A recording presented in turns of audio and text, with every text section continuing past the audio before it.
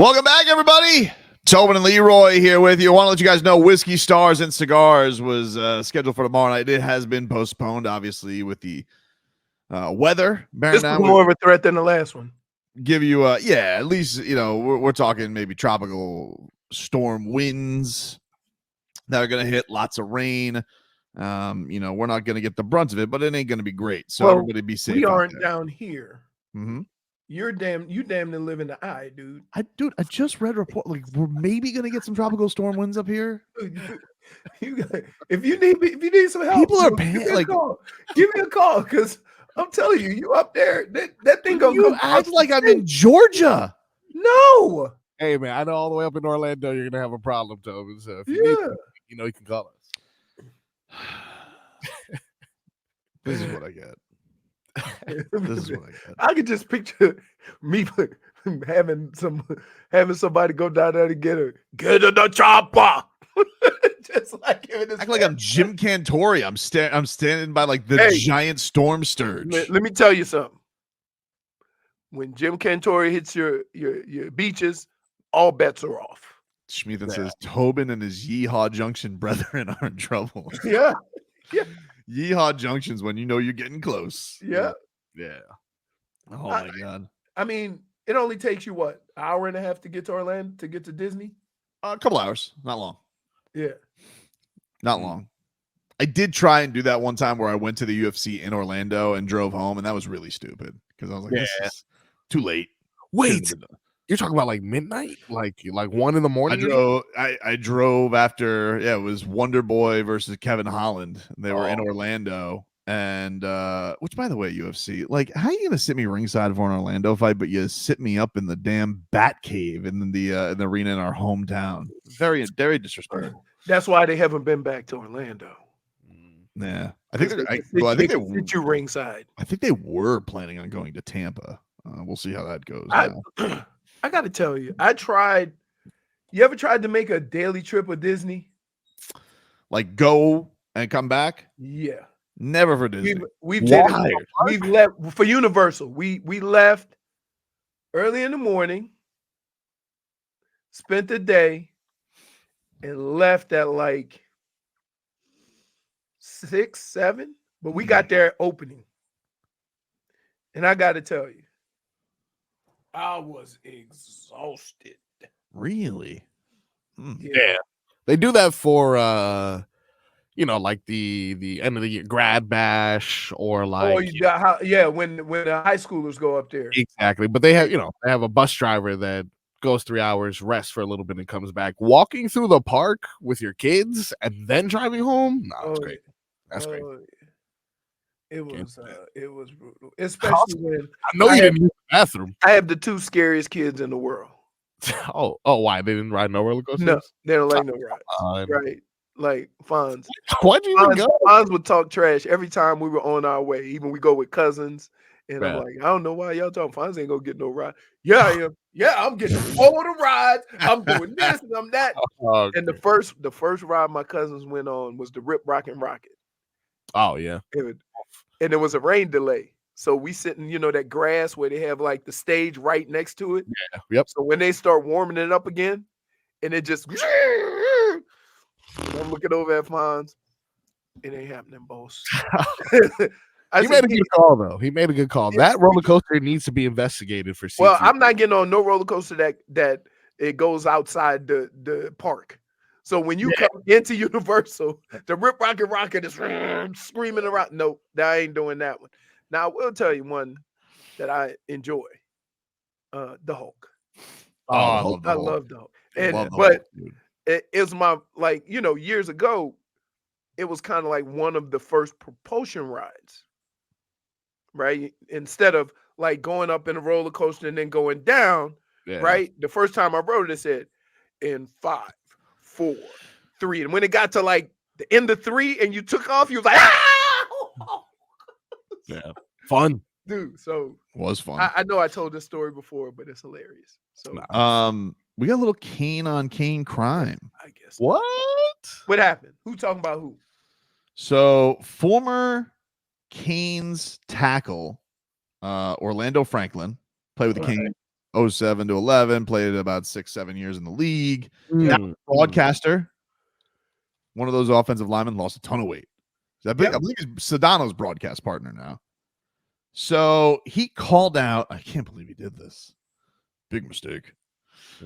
He called out Cam Ward after the victory. What? Because Cam Ward was Cam Ward was on SportsCenter right after the win. Now it's 2:30 in the morning. Mind you. And he was cussing up a storm? He cussed up a storm a little bit, like right as they got on mic, because guys were jumping around him. Like, it's not like he went up there, answered the question, and was like dropping, the N-word and they were the like S-word. Celebrating. They jumped toward, like, they gave him the headset. Somebody went crazy, and he's like, he don't know he's live yet. He was talking to his teammates. I don't know if he knew he was live. I don't know if he knew he was live or recording, whatever. But this was what Orlando Franklin said, now broadcasting. This is very strong. They should never allow Cam Ward to speak publicly for the rest of the season. The S word and the N word being dropped on SportsCenter ? WTF, young man. You're trying to get drafted and you're a role model. You have to be better than this. A bad look for my alma mater. And he tags Canes football. Okay. Now, first of all, I will fight every person who thinks this. Cam Ward is 21, 22? 22, I think. 22. He ain't nobody's role model. If you want to play football like Cam Ward, fine. But it ain't his job to make sure every kid in the world is, the way they are. So stop that with that. Stop with that. The other thing is this. It's more ESPN's fault than his. Of course. If you stick a mic in somebody's hand after that win, then there's going to be conversations that were not meant for TV. Nobody told him he was live. Usually they say, we're live or we're this. But when they don't, they'll give you the headset and then you go. You're not live as soon as you get the headset. Right. So the fact that another player would call the player out and not the organization that threw the mic on him right after the game, after that thrill, that game, and think that you might hear something you shouldn't be hearing. Like, come on, man. Like, that's crazy. Now, look, I'm going to tell you like this. I have a rule. And I grew up in the real South, not this BS South down here. I grew up in Louisiana, where the N-word was nothing nice, okay? It was demeaning and demoralizing. It was meant that way, and so that's the way I took it. I don't use it, and nobody's ever heard me use it. You know why? Because I don't want nobody around me feeling comfortable using it. So I tell other Black men and women, don't be offended if people out there hear you using the word. If you don't want people to use it and you find it offensive, you don't use it. It's just a very strong call out, too. Never allowed to speak publicly for the rest of the season. It is. Oh, okay. And like, here's the thing. The only difference between when he played and when Cam played right now is nobody gave a damn what he had to say after a game. No, I haven't seen many tackles. But I'm just saying. Of course. I'm just saying. So now all of a sudden you're going to act like, oh, I did it all the time. There's a lot of situations where you haven't been in. And you've been in those moments where you're celebrating a victory or something like that. And if somebody had a boom mic, they might hear something they don't want to hear. They might hear you talking trash about another player. Right? Yeah. And it's, again, like this goes to, all right, fine. I can maybe get this if he was answering the question. Right. He wasn't even on. They were just getting the headset on. He was emotional. They just had this crazy ass comeback. And it's 2 a.m, dude. On a station that employs Pat McAfee. I think heavens to Betsy, they'll be all right. Right. But I just think, listen, if if you have a problem with it, right? You could very easily get in contact with Cam Ward. This is what Duke Johnson said to him. You could get hold of Cam Ward and say, listen, brother, you got everything going on for you, right?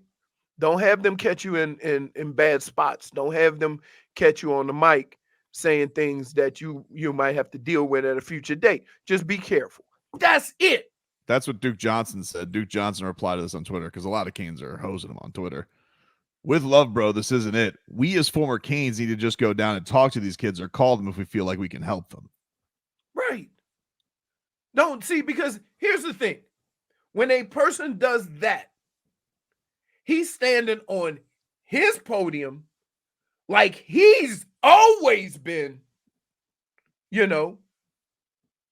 that way. See, one of the things that people don't realize, like, take, for example, Deion Sanders. Never curses. He does not. You don't have to worry about it. He never did. Even when he played. Been in fist fights. Never cursed. You see what I'm saying? I have friends that way. Keith Byers doesn't swear. For whatever reason. That's cool. But he ain't out there calling everybody out. Now, I don't know enough about, what's his name? Orlando Franklin. To know what he was doing when he was in Miami. To know how he was, you see what I'm saying? Yeah, and also all of a sudden act like because you have a job that all the things that you did when you were a kid, you should be more understanding about playing at the U and going through and playing in big games and stuff like this. Especially if you're a broadcaster now, which right. he's not a broadcaster. You know for a fact. That's one of my biggest pet peeves is when athletes act like they never played. Like they ain't never been in that situation. Like they don't, I mean, he could have said, I appreciate the excitement. I would tone it down on the language a little bit, or I would give him time before we put him on mic. He could have said that. That definitely is. Well, that's definitely what it should have been. Like, right. They rolled credits, went to Sportscenter. Here, they literally handed him the headset. Right. So then if Cam Ward was aware of the situation and he would have said, no, I'm not going on camera, then what? Then we would have blasted him for that? Yeah. You see what I mean? Of course. Like, don't put people in situations where they can't win and they didn't do anything. And that's the way, like, based on what was just said about him and based on the alternatives, that man just played a hell of a football game and he in a no-win situation. He can't celebrate because, God forbid, he celebrate too much.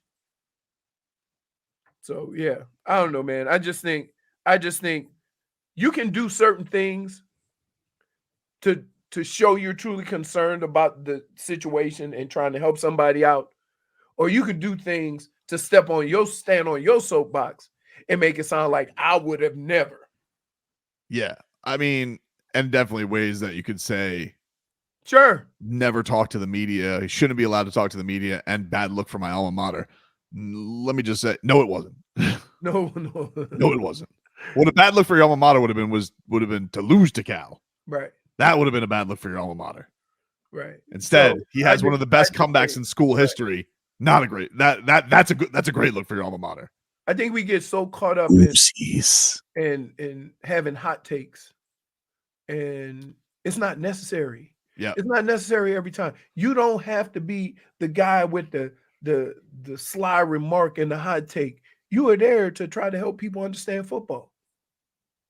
Yeah, I expect that from like Danny Cannell. No offense, Danny. I don't think Danny would have did that. I expect a Seminole or like Tim Tebow to come out and say that. I don't expect a Kane to say that. I expect somebody like Stephen A. or somebody like Skip Bayless or somebody like what's his name on Fox, like those guys. But another player, I think even if they had a problem with it, the way they would have handled it would have been far different than the way Orlando handled it.